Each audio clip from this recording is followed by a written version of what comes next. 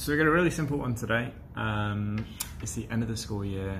It is my penultimate, my second to last day working at the school. I spent 4 years working in different schools, meeting some amazing staff, working with some of the most amazing students ever. In particular, shout out Year 11, Year 10 photography class, you guys are awesome. Today, what we're going to do is we are going to look at creating a one-colour watercolour landscape. Okay, so we packed up almost all the materials. That's what we have left. We've got some watercolours out, so that's going to be what we try and use. So follow along and let's try and see how we're going to do it. Really simple to begin with. We start by tearing what looks like mountains or hilltops or the tops of trees from multiple different pieces of paper. So what I'm doing here is, as I move across the layers, I'm adding more water and less colour to decrease the vibrancy of the colour.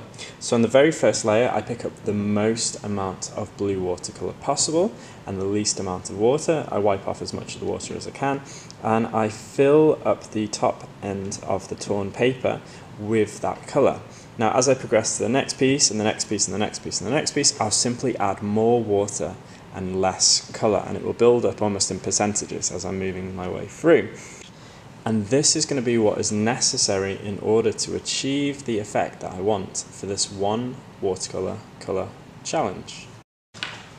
Okay, so it's time to put this together, and I think out of all the pieces that I was able to paint using just that one colour, that one shade of blue, I think there's been another bit of purple that's mixed into it, so this piece I'm actually just going to take and I'm just going to remove completely, otherwise it kind of cheats as we're trying to put together this one colour landscape. Okay, so what I'm going to do is I'm going to just kind of take some of the pieces. I'm going to keep some of the darker ones closer towards the front and the lighter ones in the background, and my final piece is just going to be this white backdrop that I'm just going to use. And if we lay these over the top, what I want to start to get a sense of, do they form together to make a landscape? Okay, this is better here.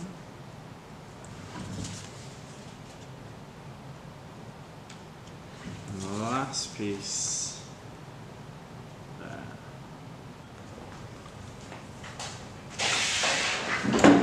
And there we have it. Not bad for just one colour, a few bits of paper and some water.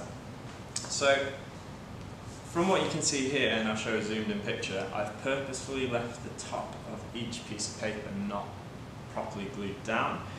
My reasoning for this is, I think if they start to flake and peel away from the paper a little bit, it will add to that depth. It will add a real sense of distance between the back layer and the front layer.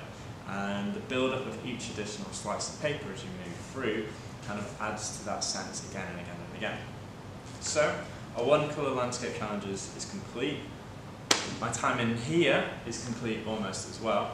But one thing before I go, over the whole summer I've queued up a series of different videos. So I've got 6 or 7 videos that will be coming out once per week. I think it's on Sunday or Monday over the next 7 weeks. So be sure to give it a try, have a look what we're doing. We've got photography and artwork coming up. And I'm sure with just the materials you've got at home, you'll be able to try some of them yourself. Best of luck, have an amazing summer, and I will see you guys next school year in September.